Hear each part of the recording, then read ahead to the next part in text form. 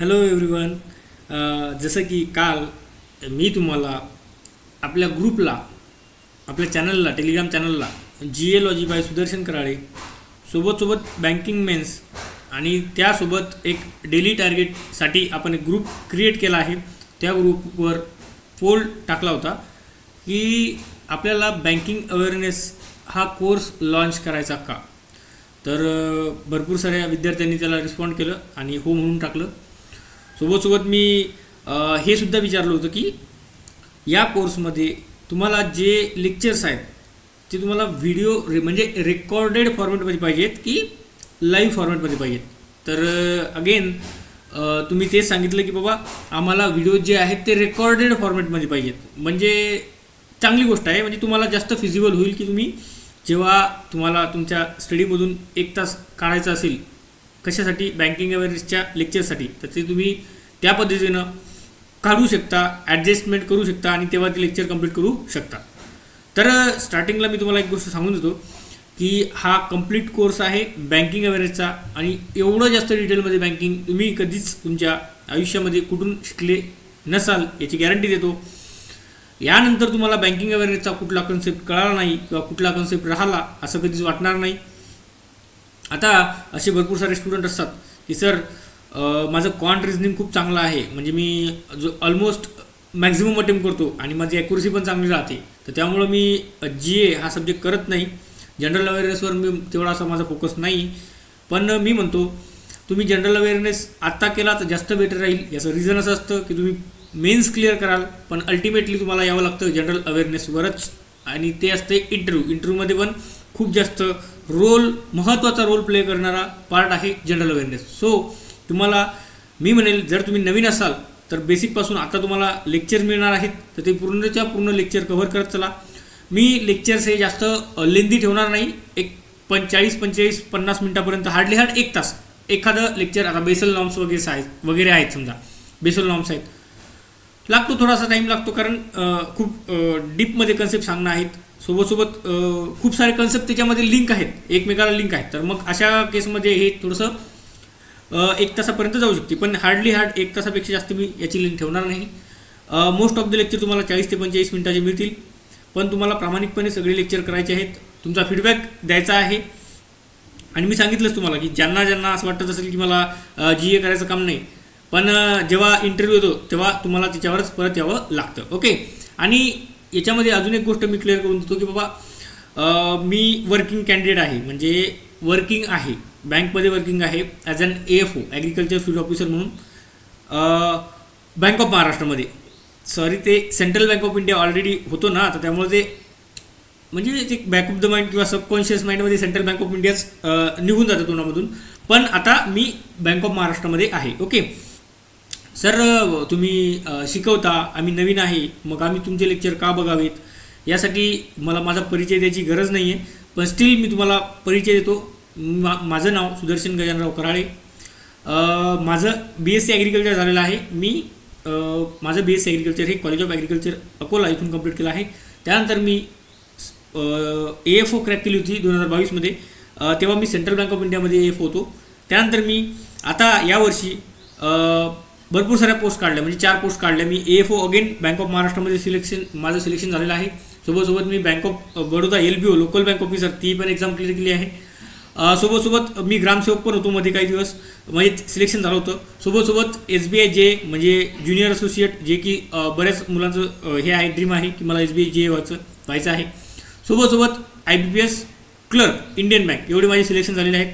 आणि हे सिलेक्शन माझे टोटली मी असं म्हणू शकतो की माझे सिलेक्शन जे आहेत ओव्हरऑल ही सर्वच्या सर्व सिलेक्शन हे ऑलमोस्ट GA या सेक्शनमुळे झालेले आहेत. माझं क्वांट रिझनिंग तेवढ्या प्रमाणात किंवा जेवढं बाकीच्या मुलांचं असते की जे टॉपर लोक असतात किंवा जे एक्झाम क्लिअर करतात, मोठमोठे एक्झाम क्लिअर करतात, त्यांच्या कंपॅरिझनमध्ये माझं क्वांट रिझनिंग थोडंसं वीक आहे. त्यामुळं मी माझा जनरल अवेअरनेस सब्जेक्ट हा स्ट्रॉंग बनवला आहे. इंग्लिश पण बऱ्यापैकी स्ट्रॉंग आहे. ओके. तर या लेक्चरमधून, या सिरीजमधून, या कोर्समधून तुम्हाला सर्वच्या सर्व कन्सेप्ट शिकायला मिळतील. फक्त एवढंच आहे की वर्किंग असल्यामुळं थोडासा गॅप म्हणजे वीकली तुम्हाला 2 ते 3 लेक्चर मी प्रोव्हाइड करणार, याच्यापेक्षा जास्त मी प्रोव्हाइड करू शकणार नाही. वीकली 2 ते 3. सर मग आम्हाला खूप जास्त वेळ लागणार नाही का? बाळांनो, तुमच्या एक्झाम आहेत जून जुलैपासून. आता आहे एप्रिल मिड एप्रिल आहे समजा, तर तुम्हाला वीकली 2 व्हिडिओ जरी मिळाले तरी तुम्ही आरामात तुमचा 2 महिन्यामध्ये पूर्ण बँकिंग अवेअरनेसचा कोर्स कंप्लीट होतो. 2 महिन्यामध्ये बरेच सारे कन्सेप्ट क्लिअर होतात. म्हणजे असं नाही की तुम्हाला खूप जास्त प्रेशर येणार की सर मी करंट अफेअर पण करतो, मी इंग्लिशला पण जास्त वेळ देतो, सोबत जे क्वांट आहे, रिझनिंग आहे, सोबत कम्प्युटर आहे, हे सब्जेक्ट पण करतो, मग मला जनरल अवेअरनेसला 1 तास, करंट अफेअरला 1 तास देतो, मग त्यासोबत मला स्टॅटिक बँकिंगला जायचं झालं तर मग ते थोडंसं बॅलन्स होत नाही.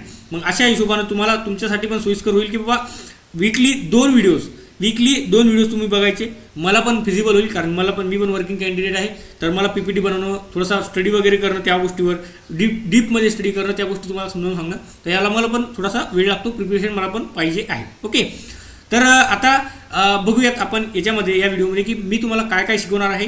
आणि अजून यातले मी भरपूर सारे कन्सेप्ट याच्यामध्ये मेन्शन केले आहेत, पण अजून याच्यापैकी जर का काही कन्सेप्ट राहिले असतील तर ते सुद्धा मी तुम्हाला शिकवणार आहे. डोंट वरी अबाउट इट, की काही स्किप झाले असतील, मी तशी स्लाईड बनवून आणलेली आहे की काय काय शिकवणार आहे, पण स्किप झाले असतील तरी मी तुम्हाला नेक्स्ट म्हणजे जेव्हा शिकवेल तेव्हा डिटेलमध्ये शिकवेल. बघा याच्यामध्ये कुठले कन्सेप्ट आहेत बघा. फर्स्ट आहे हिस्ट्री ऑफ बँकिंग. पण आपण काय करू माहिती का, हा हिस्ट्री ऑफ बँकिंगचा जो पोर्शन आहे याला थोडंसं होल्डवर ठेवू. याचं रिझन असं आहे की हिस्ट्री ऑफ बँकिंग हा थोडासा बोरिंग टॉपिक वाटतो. म्हणजे याच्यामध्ये कॉन्सेप्ट काहीच नाही. याच्यामध्ये सांगायला गेलं तर काय की याच्यामध्ये कन्सेप्ट हा प्रकार नाही आहे. इथं तुम्हाला फक्त फॅक्ट्स आहेत. इथं पूर्ण रट्टा मारणं आहे. मग त्यामुळं मी काय करतो की हा जो आपण हिस्ट्री ऑफ बँकिंग हा जो टॉपिक आहे किंवा हा जो पोर्शन आहे याच्यामध्ये आपण काय करू, थोडंसं चेंजेस करू. याला आपण लॅटर ऑन शिकू, म्हणजे नंतर शिकू. अगोदर आपण जे कन्सेप्ट आहेत, जे खूप डिफिकल्ट कन्सेप्ट आहेत किंवा कन्सेप्ट्स आहेत त्याच्यावर जास्त भर देऊ. ओके, त्यानंतर बघा difference between bank and NBFC आणि बँकमध्ये डिफरन्स काय आहे, सोबत मॉनिटरी पॉलिसी कमिटी, त्याचे rates, repo rate, reverse repo rate, bank rate, अजून पेनल्टी रेट असतात, भरपूर साऱ्या प्रकारचे रेट्स आहेत. Repo operation, open market operation, market stabilisation scheme, हे सर्व आपण याच्यामध्ये शिकणार आहोत. ओके, त्यानंतर आपण ऑल इंडिया फायनान्शियल इन्स्टिट्यूशन, याच्यामध्ये 5 प्रकारचे फायनान्शियल इन्स्टिट्यूशन आहेत भारतामध्ये. सर कुठले? एक RBI आहे, reserve bank of India, NABARD आहे, SIDBI आहे, सेबी आहे, अजून नॅपफिड आहे. हे वेगवेगळे, एक्झिम बँक आहे, सेबी हे ऑल इंडिया फायनान्शियल इन्स्टिट्यूट नाही आहे, तर त्यामध्ये एक एक्झिम बँक आहे. तर 5 वेगवेगळ्या प्रकारचे फायनान्शियल इन्स्टिट्यूशन.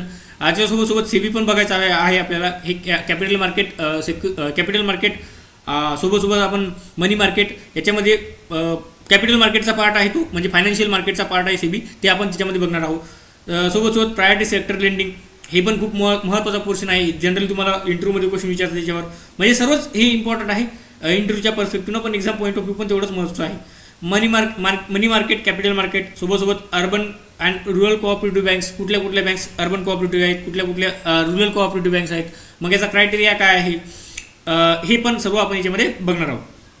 त्यानंतर types of banking, banks account, म्हणजे डिफरंट टाईप्स ऑफ बँकिंगचे वेगवेगळे प्रकार आहेत. सोबत बँकमध्ये असलेले अकाउंटचे टाईप्स आहेत ते पण बघणार आहोत. लोन्स अँड ॲडव्हान्सेस, हा पण खूप महत्त्वाचा पोर्शन आहे. हा कोणी शिकवत नाही जनरली, कोणाला माहीतच नाही तर शिकवणार कसे. मला एक्सपिरियन्स आहे, त्यामुळे मी ते शिकवतो आणि व्यवस्थित एकदम चांगल्या प्रकारे शिकवू शकतो आणि शिकवणार.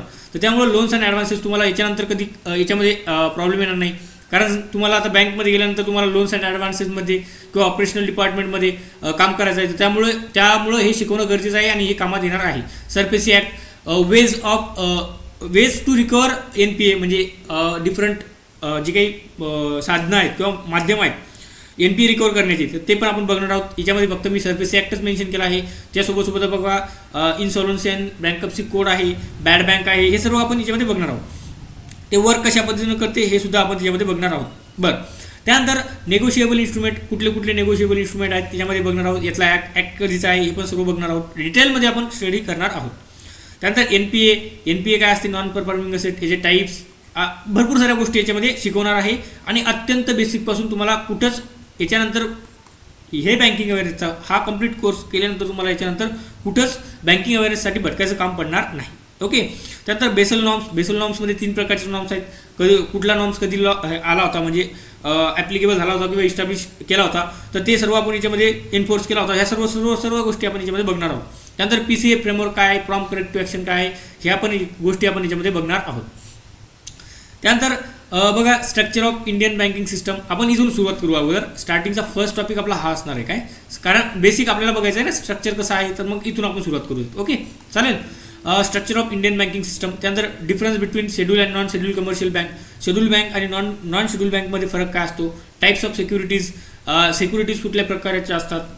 Checks and its types. Cheques म्हणजे काय, याचं टाईप्स. DD आपण म्हणतो डिमांड ड्राफ्ट, ते पण आपण बघणार आहोत. म्हणजे बेसिक टर्म्स पण याच्यामध्ये आपण बघणार आहोत. फक्त हे मेजर मी टॉपिक हायलाईट केले आहेत, पण याच्या व्यतिरिक्त भरपूर साऱ्या टर्म्स आहेत, भरपूर सारे टॉपिक्स आहेत जे मी कव्हर करून देणार आहे. त्यानंतर बघा टाईप्स ऑफ चार्जेस कुठले कुठले आहेत ते मी सांगतोच तुम्हाला. चार्जेस कुठल्या प्रकारचे चार्जेस असतात. बँकिंग ओम्बड्समन स्कीम, आता इंटिग्रेटेड ओम्बड्समन स्कीम म्हणतो आपण ज्याला, 2026ची अपडेटेड आहे ती बघणार आहोत. सोबत ATM म्हणजे काय, ATMचे type, difference between FDI FPI, foreign direct investment, foreign portfolio investment, foreign institutional investment, ह्या सर्व गोष्टी आपण याच्यामध्ये बघणार आहोत. त्यानंतर इन्सॉल्वन्सी अँड बँकरप्सी कोड 2016, हे पण एक वे आहे लोन रिकवर करण्याचा. ओके, म्हणजे NPA रिकवर करण्याचा, हे पण आपण डिटेलमध्ये बघणार आहोत. याच्यासोबत मी सांगितलं तुम्हाला बॅड बँक. म्हणजे मी हे फक्त हे टॉपिक तुम्हाला हायलाईट करून दिले आहेत. आता याच्यासोबत भरपूर असे टॉपिक आहेत जे याच्यामध्ये मी मेन्शन नाही केले, पण ते सुद्धा आपण बघणार आहोत. ओके. बॅलन्स शीटमध्ये आपण एकदम डिटेलमध्ये घुसणार आहोत, काही डिटेलमध्ये नाही घुसणार. आपण याला बॅलन्स शीटला अशा पद्धतीने बघणार जे की आपल्या एक्झाम पॉईंट ऑफ व्ह्यू काय महत्त्वाचं आहे. बॅलन्स शीटवर जनरली एक्झाममध्ये क्वेश्चन येत नाहीत, तर हे क्वेश्चन फक्त इंटरव्ह्यूमध्ये विचारले जातात आणि मॅक्झिमम क्वेश्चन हे असे कॅन्डिडेटला विचारले जातात ज्यांचं बॅकग्राऊंड हे BCom आहे. तरीसुद्धा आपण बॅलन्स शीट बघणार आहोत. बॅलन्स शीटमध्ये असेट आणि लायबिलिटी काय असते, क्लासिफिकेशन कशा पद्धतीने असते, कुठल्या गोष्टी असेटमध्ये येतात, कुठल्या गोष्टी लायबिलिटीमध्ये येतात. बॅलन्स शीट म्हणजे काय, वर्किंग कॅपिटल म्हणजे काय, वर्किंग कॅपिटल रेशो असतो त्याला ते कशाला म्हणतात, ह्या सर्व गोष्टी आपण याच्यामध्ये, current ratio, working capital ratio, ह्या सर्व गोष्टी आपण याच्यामध्ये शिकणार आहोत बॅलन्स शीटमध्ये.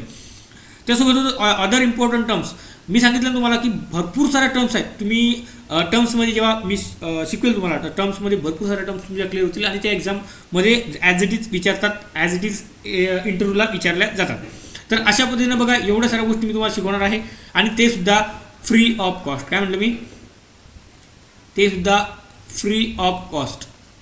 तुम्हाला कुठल्याही प्रकारची कॉस्ट याला लागणार नाही, कुठल्याही प्रकारचा पैसा या कोर्ससाठी खर्च करायची गरज पडणार नाही. आणि मी सांगितलं ना तुम्हाला स्टार्टिंगलाच की एक वेळा तुम्ही ही लेक्चर सिरीज कंप्लीट केली त्यानंतर तुम्हाला कुठल्याच यूट्यूब चॅनलवर किंवा कुठल्याच टीचरकडून बँकिंग अवेअरनेस, ॲटलिस्ट मी सांगतो बँकिंग अवेअरनेस हा टॉपिक कधीच तुम्हाला कुठल्या टीचरचा बघायचे काम पडणार नाही. ओके, तर मी आता याचा सिक्वेन्स कशा पद्धतीनं असेल, कुठले टॉपिक आपण कसे शिकवणार आहेत, तर मी काय करतो याचा सिक्वेन्स बनवणार व्यवस्थित. म्हणजे 1 to समजा जेवढे काही टॉपिक असतील तेवढ्या टॉपिकला 1 2 3 म्हणजे असं नंबरिंग करेल आणि सिक्वेन्स वाईज मी तुम्हाला प्रोव्हाइड करेल, एक स्लाईड देईल की अशा पद्धतीनं आपण शिकणार आहोत. मी असं याला बघा, मी असं वेगळं शिकवणार नाही की फायनान्शियल अवेअरनेस वेगळं आणि बँकिंग अवेअरनेस वेगळं. होईल, मी काय करणार फायनान्शियल अवेअरनेसला लास्टमध्ये ठेवणार आणि बँकिंग अवेअरनेस अगोदर कव्हर करणार. ओके, तर असा सिक्वेन्स ठेवणार आहे आणि सिक्वेन्स मी लवकरच प्रोव्हाइड करणार आहे. हिस्ट्री आपण नंतर बघूयात. इंटरेस्टिंग टॉपिक, इंटरेस्टिंग जे कन्सेप्ट आहेत ते अगोदर शिकून घेऊयात आणि नंतर आपण काय करूयात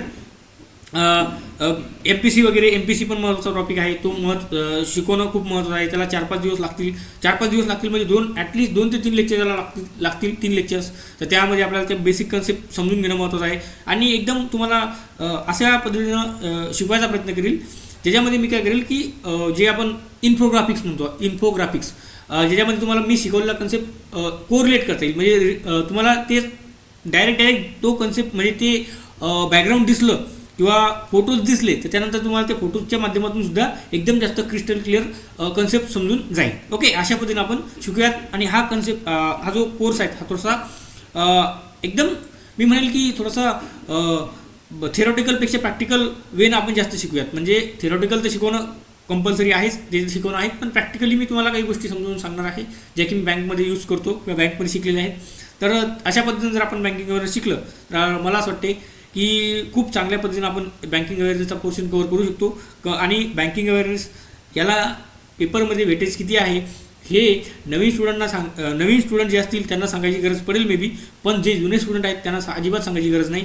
कारण की या वर्षीचे म्हणजे मागच्या वर्षी 2025चे IBPS PO मेन्स असेल, SBI PO मेन्स असेल, RRB PO मेन्स असेल, RRB clerk, IBPS clerk, SBI clerk, सगळ्याच्या सगळ्या एक्झाममध्ये जवळजवळ RRB PO मध्ये जर मी म्हणतो जवळपास 15 ते 20 मार्काला स्टॅटिक बँकिंग म्हणजे हे जे मी सांगितलं तुम्हाला इंग्लिश करून दिलेले पॉईंट याच्यावर क्वेश्चन होते. विचार करा, काही स्कीम्स होत्या त्याच्यावर क्वेश्चन होते. विचार करा, म्हणजे आपल्याला आपण काय करतो की फक्त आणि फक्त करंट अफेअर करतो आणि त्याच्या बेसिसवर म्हणतो की मला चांगले मार्क्स मिळाले पाहिजे. तर नाही, पॉसिबल नाही, शक्य नाही ती गोष्ट. जो कोअर पोर्शन आहे तो सोडून आपण फक्त आणि फक्त बँकिंग करंट अफेअर करतो, तर आपल्याला चांगले मार्क्स मिळणं शक्य नाही. आता आपल्याला जर चांगले मार्क्स करायचे असतील तर काय काय करावं लागेल? पहिली गोष्ट तर आपल्याला स्टॅटिक बँकिंग अवेअरनेस करावं लागेल. दुसरी गोष्ट करंट अफेअर करावं लागेल. तिसरी गोष्ट बजेट वगैरे जे काही असतील ते करावं लागेल. सोबत आपल्याला गव्हर्नमेंट स्कीम, मी सांगितलं तुम्हाला आपला स्टॅटिक बँकिंग अवेअरनेसचा कोर्स संपला त्यानंतर मी गव्हर्नमेंट स्कीमसुद्धा चालू करणार आहे, किंवा मग मी सायमल्टेनियसली सुद्धा चालू करू शकतो. बँकिंग अवेअरनेसचे 2 लेक्चर आणि गव्हर्नमेंट स्कीमचे 2 लेक्चर अशा पद्धतीने एका वीकमध्ये, काय म्हणतो मी, एका वीकमध्ये तुम्हाला 2 लेक्चर मी देईल. ओके, 2 बँकिंग अवेअरनेसचे आणि 2 गव्हर्नमेंट स्कीमचे. पण इनिशियली स्टार्टिंगला हे 15 दिवस जाऊ द्या. त्यानंतर म्हणजे 1 मे पासून जवळजवळ 1 मे पासून मी तुम्हाला 2 लेक्चर बँकिंग अवेअरनेस आणि 2 लेक्चर गव्हर्नमेंट स्कीम. ओके, तर अशा पद्धतीने आपण शिकूया. जर तुम्हाला काही अडचण असेल, काही डाऊट असतील जनरल अवेअरनेसबद्दल, तर तुम्ही मला या नंबरवर कॉन्टॅक्ट करू शकता. ओके, या नंबरवर मला तुम्ही कॉन्टॅक्ट करू शकता. काही डाऊट असतील तर विचारू शकता. बाकी आपण बघणार आहोत लेक्चरमध्ये. ओके, तर मी लवकरच फर्स्ट लेक्चर अपलोड करेल आणि ते असेल structure of Indian banking system. तर तोपर्यंत थँक्यू, बाय बाय आणि टेक केअर.